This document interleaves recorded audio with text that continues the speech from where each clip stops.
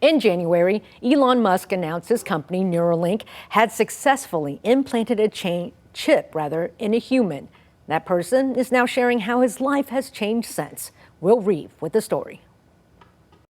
I didn't have anything to wake up for in the morning, and this has changed that for me. In a GMA broadcast exclusive, Nolan Arbaugh, the first human implanted with a Neuralink chip in his brain, is telling his story. I accepted that I was paralyzed and that was my life. I always held out hope that it would all get better. At 22 years old, Nolan says he dove headfirst in waist-deep water, struck something, and sustained a spinal cord injury. He couldn't move from the shoulders down. From the time of your injury until earlier this year, what was your daily life like? I mean, one thing about being paralyzed is that there's a lot of time to sit and think.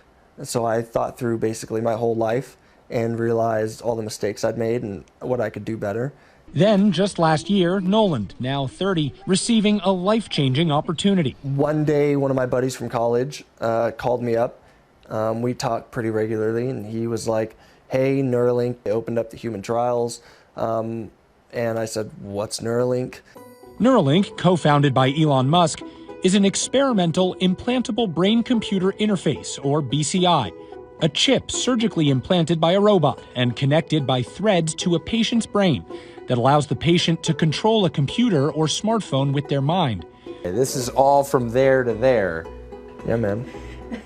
Wow. Neuralink is not the only company working on this technology. Several others are also testing their BCIs in paralyzed volunteers. Nolan now joins that small group as Neuralink's first patient. I was just very happy that I would be a part of something that I believe is so monumental and this next step forward of helping people with paralysis. What can you do now with the chip implanted that you could not do prior? I can control a computer just like anyone else can, which is not something I was able to do beforehand. You just played some music? Yeah, man. That's awesome. Do you worry because you are the first patient that something unforeseen could go wrong now that this is inside your head?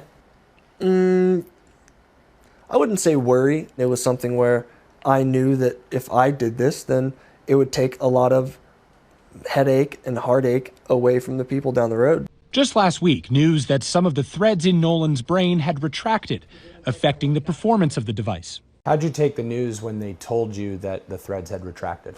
Yeah, it was really hard. It was very, very hard to give up all of the amazing things that I was able to do. I think I had cried basically afterwards. The problem becoming an opportunity for the makers of Neuralink to explore solutions. The reason we do clinical trial and early feasibility trial is to uncover these sort of issues as early as possible before they get marketed. And we rolled up our sleeves and found various different ways to for Nolan be able to recover his performance, which we have successfully been able to do.